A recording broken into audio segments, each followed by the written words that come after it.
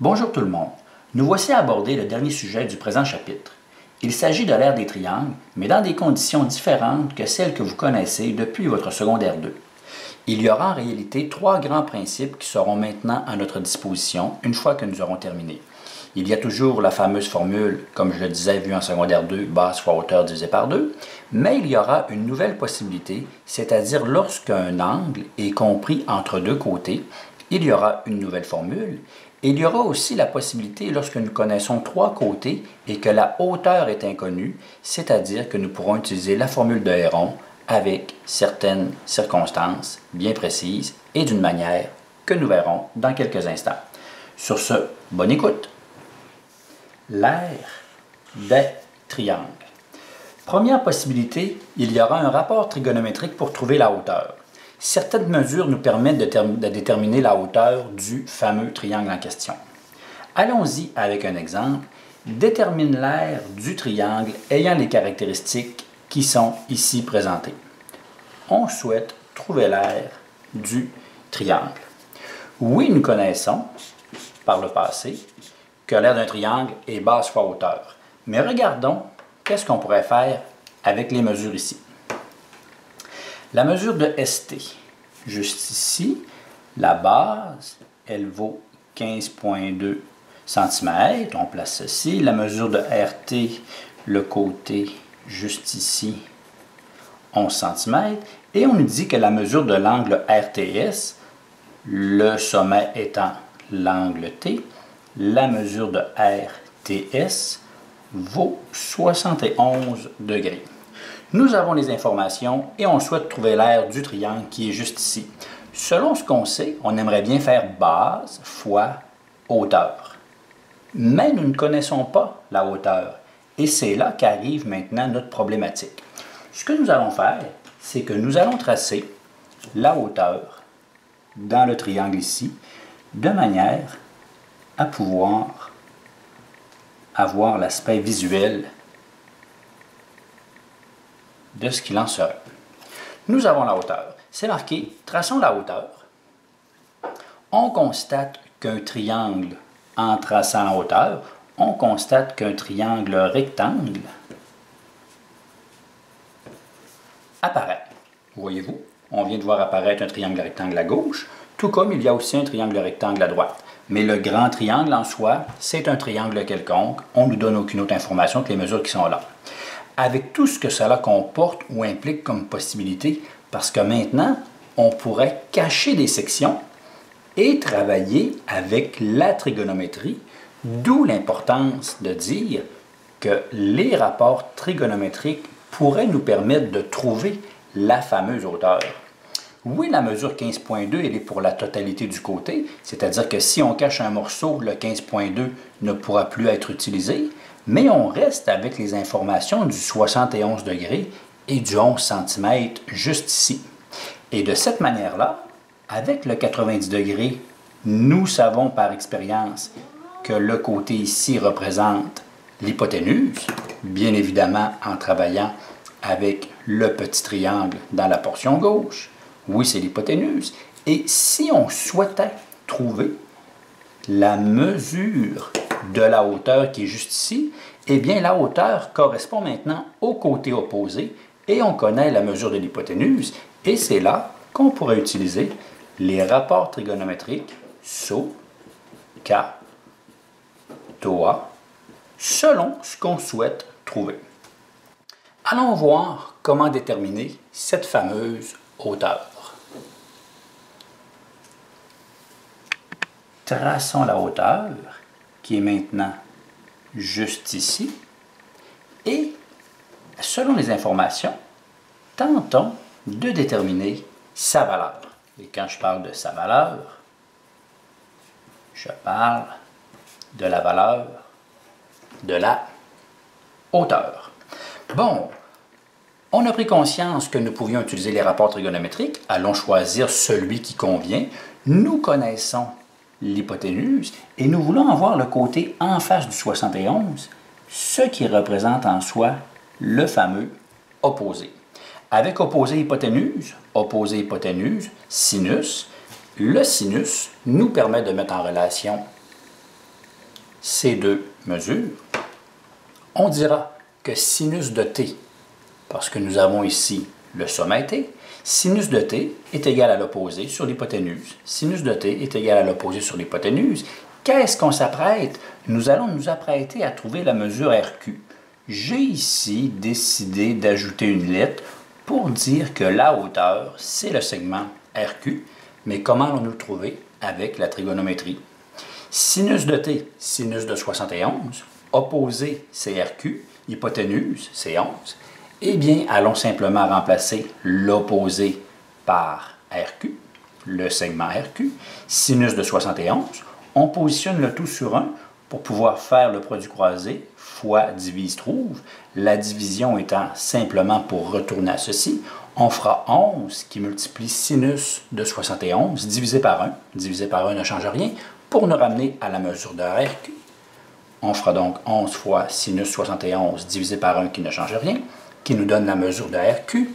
Et ainsi, en utilisant la calculatrice, toujours en étant certain d'être en degrés, eh bien 11 fois sinus de 71, ce qui nous donne 10,4, ce qui correspond à la hauteur.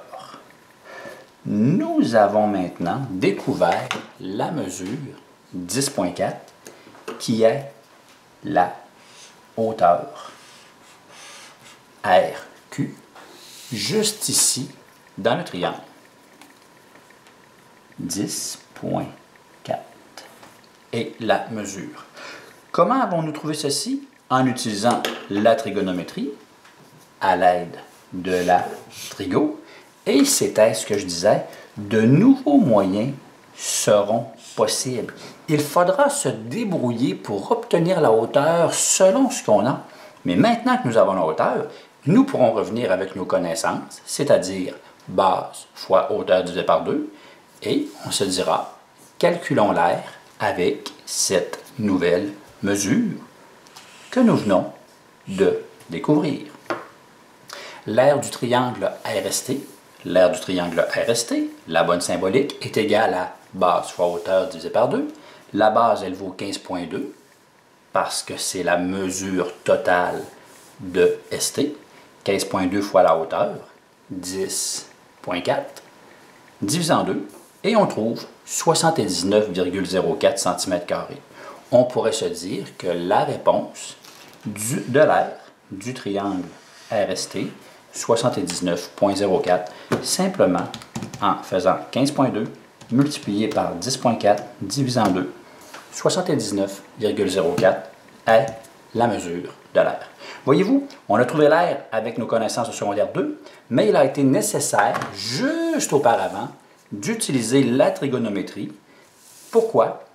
Pour trouver la hauteur, mais à condition d'avoir pris le temps d'inventer ou de penser de créer ceci. Souvenons-nous que la hauteur a été déterminée en utilisant un sinus et que ce fameux sinus-là provient des calculs qui ont été faits juste ici. Maintenant qu'on a pris conscience de cela, allons voir comment le tout pourrait s'orchestrer de manière un peu plus brillante ou stratégique, sans nécessairement passer par deux calculs, mais plutôt en tentant de fusionner, de regrouper le tout dans un seul et même calcul. Deuxième possibilité, utiliser la formule de l'air avec le sinus intégré, ce que je dis brillant. C'est-à-dire que nous avons un angle qui est compris entre deux côtés connus. Vraiment, mais vraiment important d'avoir cette caractéristique. Il faut absolument que l'angle soit compris entre deux côtés qui sont connus. Si on prend l'exemple que nous venons juste de terminer, nous avions le côté RT qui valait 11 et nous avions le côté TS qui valait 15,2 et ceci en connaissant l'angle T qui était 71. Nous avions vraiment un angle qui était compris entre deux côtés. C'est la condition si la mesure du 11 avait été positionnée complètement à l'opposé ici. nous n'aurions pas été en mesure de travailler de cette manière-là. On aurait pu se débrouiller probablement avec la loi des sinus, parce que nous aurions eu un angle et son opposé, son côté. Il aurait été possible de trouver l'angle R avec son opposé, mais ce n'est pas l'objectif. L'idée, c'est de dire, si nous avons un angle qui est compris, qui est coincé entre deux côtés connus, voici ce qui s'offre à nous, la condition ici. Si on utilise les valeurs de tout à l'heure, il y a un angle de 71 degrés qui est ici. J'ai fait pivoter le triangle, il n'est pas dans le même sens, mais simplement pour vous dire qu'il y avait le 11 et il y avait le 15,2 cm ici. Eh bien, effectivement, nous avons un angle qui est compris vraiment entre deux côtés qui respecte cette condition-ci. Et lorsque nous avons un angle compris entre deux côtés, s'offre à nous la formule où est-ce que le sinus, parce qu'ici, là, c'est exactement la même formule de base fois hauteur. C'est base fois hauteur divisé par 2. Mais c'est base fois hauteur, mais avec les lettres qui concordent ici. Ici, lorsqu'on utilise le sinus, ça nous donnera la mesure de la hauteur. C'est-à-dire que la formule devient A fois B sinus de C. Nous avons un côté qui multiplie l'autre côté qui fait le sinus de l'angle, le sinus de C, tout ceci divisé par 2. Mais en faisant cela, on obtient automatiquement la hauteur sans s'en rendre compte. On pourrait utiliser la formule qui est ici, AC sinus de B. Eh bien, nous avons en face du sommet A le petit a, en face du sommet C le petit c. Bien, on pourrait se dire que la formule ici, qui serait AC sinus de B, ce ne sont que des lettres. AC sinus de B divisé par 2, eh bien, le A, c'est un côté qui multiplie l'autre côté, qui multiplie le sinus de l'angle, tout cela divisé par 2, et ainsi, on obtient l'aire d'un triangle directement. Fait que c'est une manière de voir que ceci nous permettrait d'obtenir l'aire. Regardez, on se dirait A fois C sinus de B divisé par 2. Ce qu'on ferait, les deux côtés multipliés, 11 fois 15,2 qui multiplie sinus de l'angle 71, tout cela divisé en 2. Et si on utilise la calculatrice pour vérifier, 11 fois 15,2 fois sinus 71 égale, divisé en 2, qu'est-ce qu'on obtient? 79,04, qui était la mesure de l'aire que nous avions trouvé précédemment, mais avec un côté qui était vraiment déjà arrondi comme étant 10,4. Et on a intégré le sinus directement dans la formule. Je vais écrire 0,4 ou 0,5 parce que si on arrondit comme il faut, ça nous donnerait 0,05 dans le présent cas. Mais c'est juste pour dire qu'on obtient quand même la même chose. Exemple additionnel. À l'unité près, détermine l'aire du triangle suivant.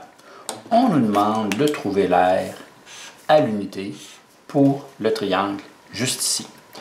Qu'avons-nous comme information? Nous avons 34 degrés, 125 degrés. Il s'agit d'un triangle obtus avec le côté ici qui vaut 42 cm et ici 33 et 2 dixièmes. Bon, OK. On veut trouver l'aire. Est-ce qu'on connaît la hauteur? Non. On pourrait faire pivoter, on pourrait effectuer une rotation au triangle. Est-ce qu'on connaît l'aire, la base? Oui. La hauteur? Non. Mais regardez, moi ce que je veux vous dire, c'est appliquons nos connaissances. Qu'avons-nous?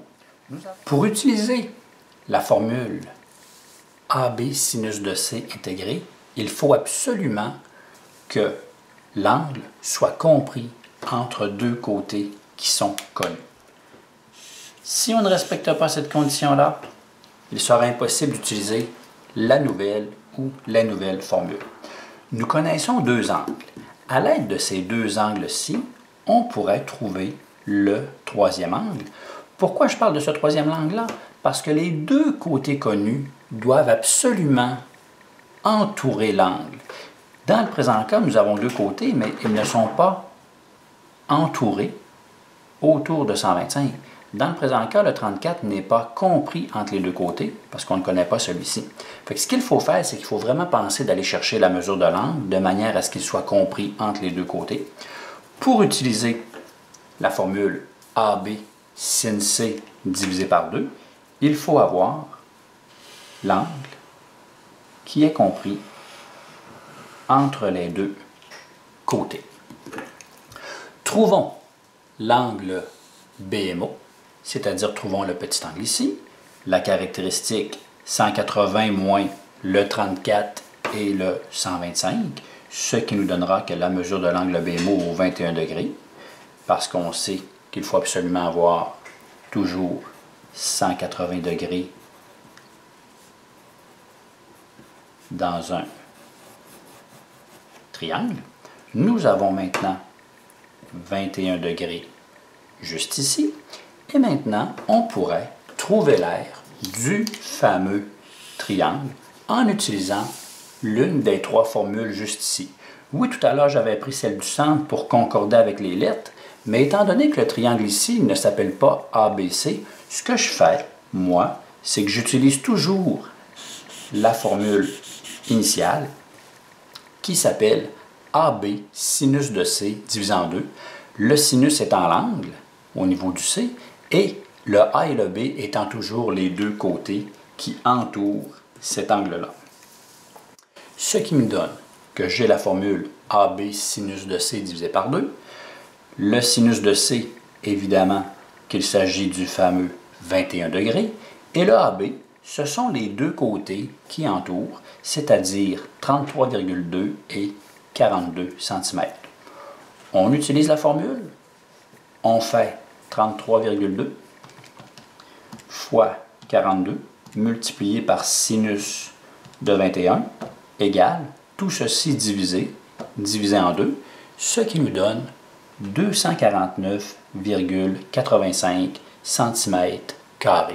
Nous avons maintenant l'air, regardez à quel point le tout est très très court, incorporé dans une seule formule en 1, 2, 3 lignes tout simplement, au lieu d'avoir la trigonométrie qui est séparée en identifiant et en retournant avec base fois hauteur, le tout est fusionné directement et on obtient l'aire juste ici. On nous demandait de faire ceci à l'unité près. Eh bien, à l'unité près, selon la question, ceci, arrondi, 249,85, l'aire du triangle BMO devient maintenant 250 cm². Très important, très court, mais la seule condition qu'il faut vraiment respecter, c'est avons-nous l'angle qui est compris entre les deux côtés? Et avec ce que nous avions fait, nous avions découvert le troisième angle, ce qu'on parlait en début d'année, le troisième angle, eh bien, à l'aide de la caractéristique du 180 degrés. Bon, eh bien, maintenant que nous avons une nouvelle possibilité, il faudra pratiquer celle-ci, mais il nous reste encore une autre option. Troisième possibilité, la formule de Héron. La formule de Héron, la condition, c'est qu'il faut que les trois côtés soient connus. Il n'est même pas nécessaire de connaître un angle, il faut juste avoir vraiment les trois côtés connus dans un triangle. Comment se présente cette formule? L'aire d'un triangle est égale à la racine. Et voyez-vous la longueur de la racine? C'est-à-dire que la racine s'applique sur la totalité du calcul juste ici. P qui multiplie P moins A, entre parenthèses, qui remultiplie P moins B, entre parenthèses, qui remultiplie P moins 100, entre parenthèses. Mais il est important de voir que P, on peut penser que ça nous fait penser à périmètre dans un triangle. Il faudra travailler avec le périmètre, mais subtilité. Ce ne sera pas vraiment le périmètre. Cette formule-ci fonctionne en autant que l'on sache le demi-périmètre. Évidemment que si on connaît les trois côtés d'un triangle, on additionnera les trois côtés pour obtenir le périmètre. Mais la formule en soi, elle fonctionnera seulement qu'avec le demi-périmètre. Mais pour alléger la formule, nous avons écrit P, non pas comme périmètre, mais comme demi-périmètre. Il faudra faire le demi-périmètre qui multiplie le demi-périmètre moins un côté, qui remultiplie P moins un deuxième côté qui remultiplie P moins le troisième côté. Il faudra utiliser les trois côtés lorsque nous les aurons soustraits un à un, mais toujours de manière bien séparée, bien individuelle. Faisons un exemple. Calcule l'aire du triangle dont les côtés mesurent 3, 4 et 4,8 décimètres. Il n'y a aucune restriction sur l'unité à arrondir au dixième, au centième. Allons-y. Bon, premier constat. Il n'y a pas d'angle dans ce qu'on nous dit. On oublie la trigonométrie, sinus, cosinus, tangente. Il n'y a pas plus de hauteur. Bon, comment faisons-nous pour savoir qu'il n'y a pas de hauteur? Il y a 3, 4, 4,8. On pourrait dire que ceci est 3 décimètres. Il y a 4 décimètres, 4 décimètres et 4,8, 4,8 décimètres. Bon, j'ai placé les mesures en tentant de respecter l'aspect visuel du plus petit, du moyen et du plus grand des côtés. Regardez, il n'y a aucun angle. Il n'y a pas de hauteur visible à proprement parler. Qu'est-ce qu'il nous reste? Il nous reste et rond. Pourquoi? Parce que nous connaissons ou parce que nous avons la mesure des trois côtés. Vous verrez, c'est terriblement simple. Simplement appliquer la formule, mais la formule qui nous dit que nous avons besoin du demi-périmètre. Première étape à faire, trouver le périmètre. Petite formule, périmètre est égal à A plus B plus C, signifiant additionnons les trois côtés entre eux. Additionnons les trois côtés, eh bien additionnons le 3, le 4 et le 4,8. 3 plus 4 plus 4,8, 11,8 décimètres. Une fois que nous avons le périmètre, l'objectif, bien, en réalité, c'est d'avoir le demi-périmètre. Ce qui dit, trouver le demi-périmètre, 11,8 divisé en 2, on obtient que c'est 5,9. Immédiatement ici, on aurait pu écrire demi-périmètre et on aurait pu mettre immédiatement divisé en 2, divisé en 2, divisé en 2 pour peut-être sauver une étape, mais on aurait obtenu exactement la même chose du fameux 5,9 si la division s'était faite en simultané. Trouvons maintenant l'aire du triangle avec et rond. La formule, elle dit que l'aire est égale à la racine de P qui multiplie P moins A, P moins B, P moins C, bien important en mettant les parenthèses. Mais qu'est-ce que représente P? Eh bien, P, c'est le demi-périmètre, le fameux 5,9. 5,9 qui multiplie 5,9 moins A, 5,9 moins un côté, moins 3. Ça représente P moins B, 5,9 moins un deuxième côté, qui est 4. Ça représente 5,9 moins un troisième côté, moins C, qui vaut 4,8. Ce qu'en réalité, on trouve le demi-périmètre et on soustrait un, on soustrait le deuxième et on soustrait le troisième, mais de manière séparée, individuelle. Petit conseil, allez toujours calculer 5,9 moins, qu'est-ce que ça donne? On obtient 2,9. Allez toujours calculer 5,9 moins le deuxième côté. Qu'obtenez-vous? Prenez 5,9 moins 4,8. Qu'est-ce que vous obtenez? Si on fait ceci d'un seul coup à la calculatrice, les chances de se tromper ou de commettre une erreur sont plus grandes sur les touches. Qu'est-ce qu'il nous restera à faire? Faire la racine de tout ceci. Bien, faire la racine de tout ceci, c'est faire 5,9 qui multiplie 2,9 qui multiplie 1,9 qui multiplie 1,1. 5,9 fois 2,9 fois 1,9 fois 1,1. En effectuant le calcul, on trouve 35,75 et 99. J'ai gardé les 4 chiffres parce que le chiffre était terminé, n'était pas infini. Je n'ai donc pas voulu arrondir. J'ai gardé la totalité des chiffres. Faisons la racine de 35,75,99. Racine de ceci. Qu'est-ce qu'on obtient? On trouve 5,979. Maintenant, j'arrondis parce que les chiffres semblent aller à l'infini. Le 9 fait basculer le 7. 5,98. L'aire est d'environ 5,98 décimètres, tout simplement. Pour l'aire du triangle XYZ, bon, en réalité, on ne l'avait pas identifié, mais nous aurions pu faire le choix de lui donner un nom. Et maintenant, on pourrait dire que l'aire du fameux triangle en question est 5,98. 98. Désolé pour le petit miaulement du chat. J'ai un minou à la maison. Voyez-vous, formule d'Héron, la condition pour l'utiliser, il faut connaître les trois côtés. On ne peut de aucune manière utiliser les rapports trigonométriques ou la loi des sinus. On ne peut pas incorporer le rapport des sinus dans base fois hauteur. Mais qu'est-ce qu'on peut faire? On peut travailler avec le périmètre, le demi-périmètre, de manière à appliquer cela. Et tout simplement, calcul ici. Voyez-vous, très simple, c'était la dernière possibilité pour ce qui nous concerne en secondaire 4. Merci d'avoir écouté la vidéo. J'espère qu'elle aura été utile. Afin de m'aider à connaître mon auditoire, indique ta provenance, ville, province, pays, comme tu veux. Merci de votre commentaire et poursuivons l'écoute. Voici ce qu'on pourrait vous présenter pour faire suite avec ce que nous venons de voir. On sait qu'il est possible de déterminer la hauteur d'un triangle si on connaît sa surface et sa base. Ce sont des notions de secondaire 2.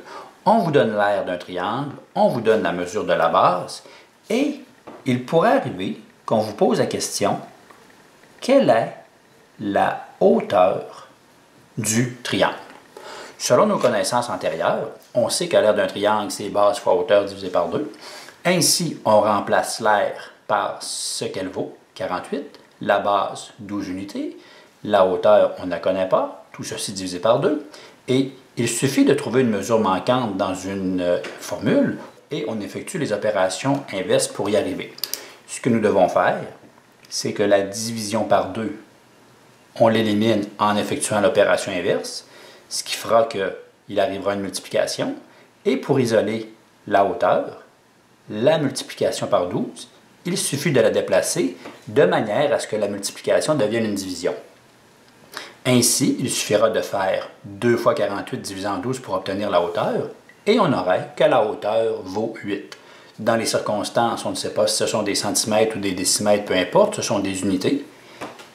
Ainsi, il arriverait que la hauteur serait de 8 unités. Bon, très très facile, secondaire 2. Mais ce qui m'intéresse pour ma part, ce n'est pas ce que je viens de dire, c'est ce qu'on pourrait arriver ici. Si on connaît la mesure de trois côtés, il est aussi possible de déterminer la mesure de la hauteur d'un triangle. Mais de quelle manière? En connaissant trois côtés, on ne peut pas appliquer la trigonométrie ou la loi des sinus pour l'instant, parce que nous n'avons aucune mesure d'angle. Mais ce qu'on pourrait faire, c'est qu'en connaissant les trois côtés, on pourrait utiliser la formule d'aire d'Héron pour faire la formule, et c'est-à-dire trouver l'aire. Et une fois que nous aurions l'aire avec la formule d'Héron, eh bien, on pourrait arriver exactement au même processus qu'on utilise en connaissant l'aire. Ça fait qu'il serait possible, encore là, de déterminer la hauteur en se demandant quelle est-elle, mais tout ça en passant via la formule d'Héron, où est-ce qu'on déterminerait l'aire préalablement, et une fois que nous aurions l'aire, on transférerait en utilisant le processus, le procédé que nous connaissons en secondaire 2. OK. On pourrait même transposer ceci dans un peu plus complexe, c'est-à-dire dans un plan cartésien, avec des coordonnées x, y, et inclure le principe de distance entre deux points. Supposons qu'on vous donne le triangle WTF, que je trace comme ceci à main levée, et qu'on vous demande de calculer l'aire du triangle. Il n'y a rien qui indique qu'une hauteur est possible, parce qu'on ne sait pas si c'est le centre, à quel endroit, il n'y a pas aucune mesure d'angle. Mais ce qu'on peut faire, c'est que dans un plan cartésien, avec des coordonnées, on peut trouver des distances entre deux points. Il suffirait de faire attention et de déterminer les coordonnées 1, 2, 3, 1, 2. Ici, ce seraient les coordonnées 3, 2. On pourrait prendre le point F, 1, 2, négatif 1, négatif 2, négatif 3, négatif 4, négatif 5. Nous aurions les coordonnées 2, moins 5.